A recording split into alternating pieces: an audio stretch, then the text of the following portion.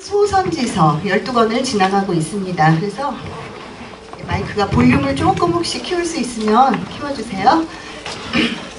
네, 첫 번째 삼각형은 호율암 옵yon, 네, 북이스라엘 시대에 활동했던 선지자들에 대한 선지서입니다. 그런데 중간에 요엘서와 오바댜서를 저렇게 묶어서 빼놓은 것은 왕의 이름이 등장하지 않고 마치 일부러 시대를 알 수 없게 한 것처럼 시대를 초월한 선지서입니다. 이렇게 5권의 책은 북이스라엘 시대 여로보암 2세 760년에 해당이 됩니다. 그리고 이 5권의 주제는 구원이었죠. 그리고 두 번째 삼각형은 주제가 복음입니다. 그리고 4권의 책인데 미가서도 이렇게 돼지꼬리로 빠져있는 것은 이사야서와 동시대에 활동했던 선지자로서 좀 더 유다가 멸망하기 훨씬 전 700년경 히스기야 왕 시절에 활동했던 선지자이기 때문에 시대가 조금 다르고요.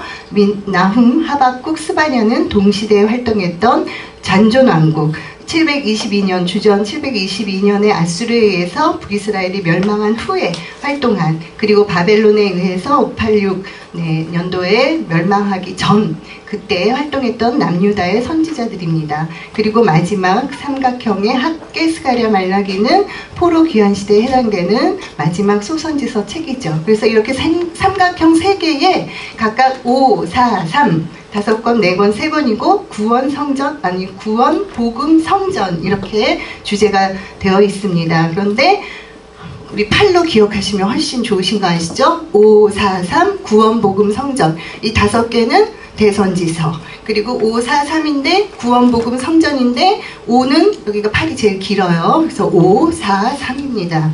그리고 여기 보시면 이렇게 시대가 조금 다른 선지서들 2권, 1권을 빼면 각각의 삼각형마다 선지서는 똑같이 3, 3, 3 3권씩의 시대에 해당되는 선지서인 것을 기억하시면 쉽고, 가운데 삼각형이 700년이다. 이것만 기억하시면 위로 60년, 아래로 60년 더하고 빼면 시대도 기준이 잘 세워집니다. 네, 그래서 선지서를 한번 보겠습니다. 그러면 미가, 나훔, 하박국, 스바냐 4권의 책은 크게 복음이라는 한 가지 주제를 갖고 있지만 복음과 심판 이렇게 반대되는 내용을 반복하고 있습니다. 그래서 미가서의 복음은 이론적인 복음으로 죄와 구원에서 건지실 복음을 제시하고, 나훔서의 심판은 하나님의 공의로 이론적인 공의를 심판을 얘기합니다. 그리고 하박국서는 실천적인 복음이 되죠. 그리고 스바냐서는 종말적인 심판으로 하나님의 공의가 동일하지만 실천적인 심판이 됩니다. 예, 한 권씩 한번 보면요.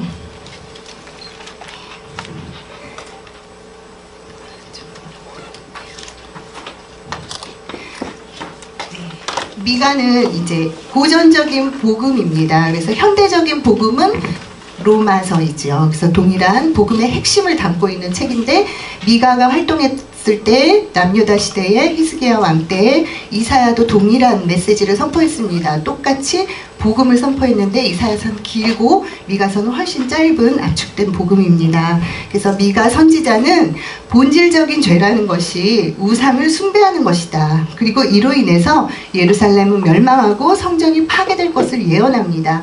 그리고 중반부에서 그러나 하나님이 우리 메시아 왕국을 세우실 그 본질적인 복음으로 예수 그리스도가 유다 베들레헴 정확한 지명을 예언하면서 그곳에서 탄생하셔서 유다 백성을 구원하실 것이라는 예언을 하고 있습니다.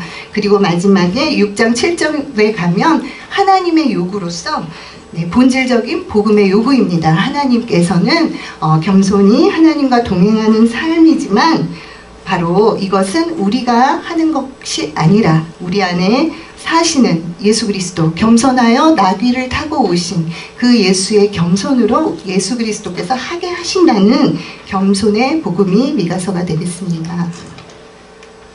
그리고 이제 두 번째 나훔은 심판인데 공의의 심판이 적용됩니다. 그래서 나훔서에서의 예언은 하나님의 공의가 흐르고 있습니다. 이 공의는 2가지로 나누어집니다. 하나님을 대적하고 하나님의 백성을 정말 대적하는 자들에게는 그것이 대표적인 이름으로 아수르의 니느웨가 뜨는 것이죠. 이 니느웨는 멸망하게 될 것을 예언하고, 그러나 하나님을 의지해서 여호와께 피하는 유다 백성을 환난에서 구원하겠다 하는 하나님의 공의를 예언합니다. 그리고 이 니느웨의 멸망은 이러한 성도들에게, 여호와께 피하여 구원받은 성도에게는 아름다운 소식이 되어서 우리에게 위로의 복음이신 예수 그리스도로 나타나는 것입니다.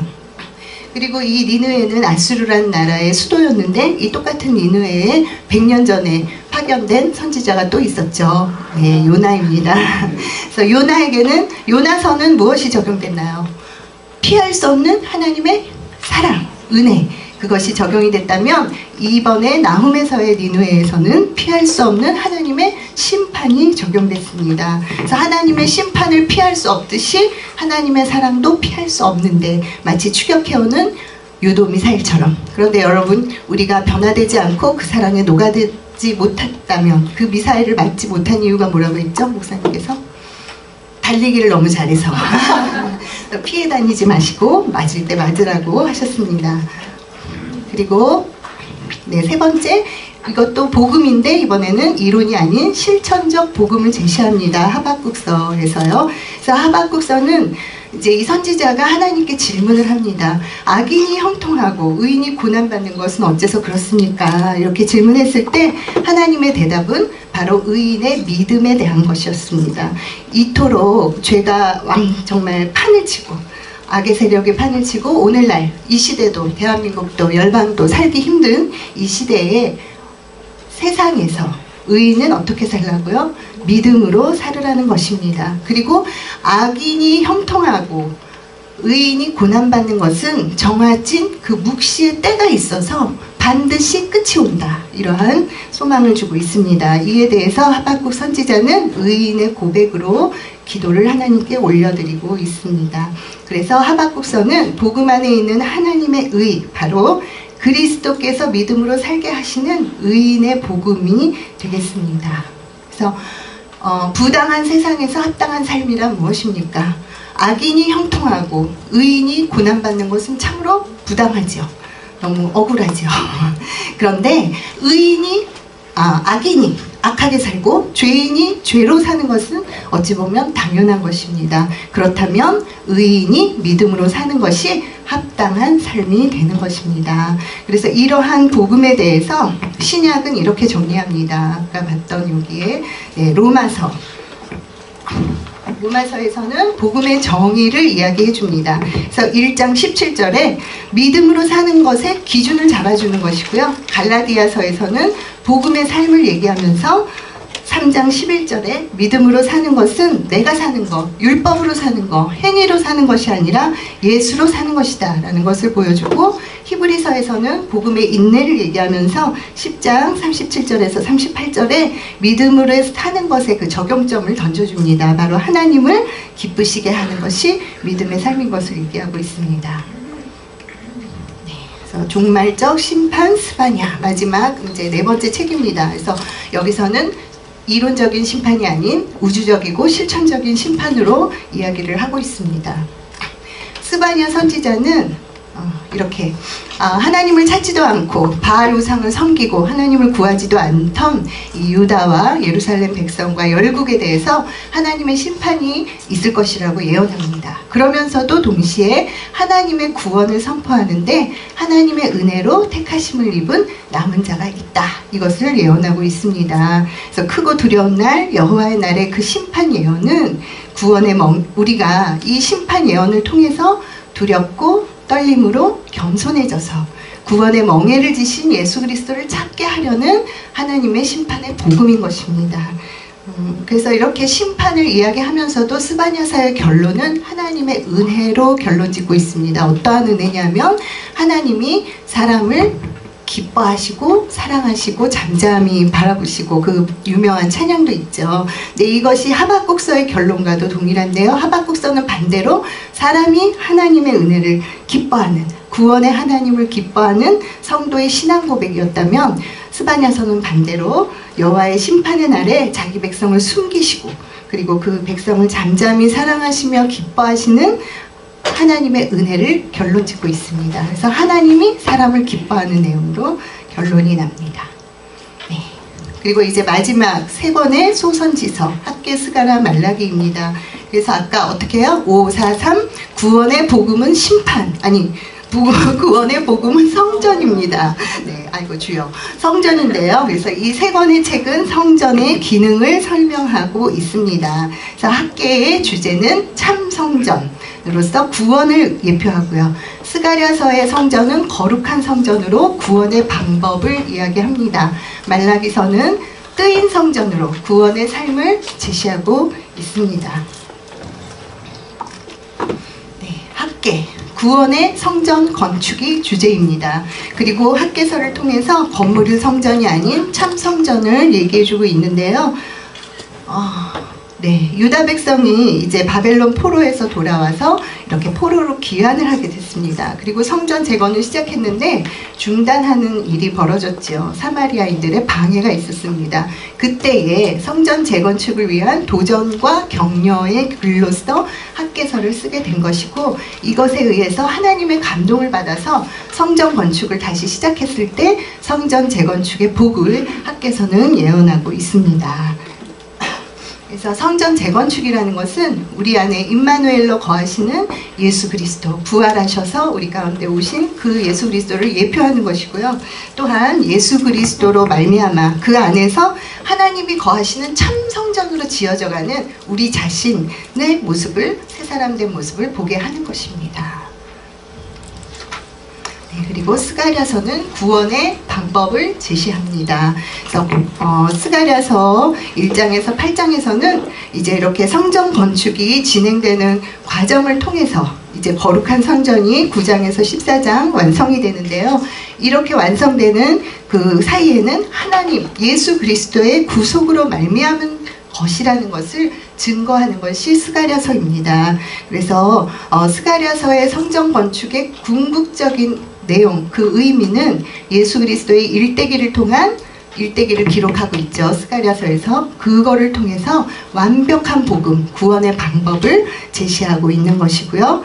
거룩한 성전이 완성되는 것으로 예수 그리스도께서 임마누엘 하시는 성도의 예표를 나타내고 있습니다.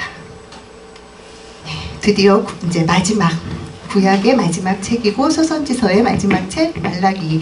말라기는 구원의 삶의 예배자, 말라기로서 예배를 통한 구원의 삶을 살게 하는 것을 내용으로 삼고 있습니다. 그래서 학개와 스가랴 선지자의 메시지를 통해서 드러난 성전 재건은 그 궁극적으로 건물 성전이 아닌 신약 시대에 와서 열릴 그 교회를 의미하고 있다는 것을 알 수 있고요.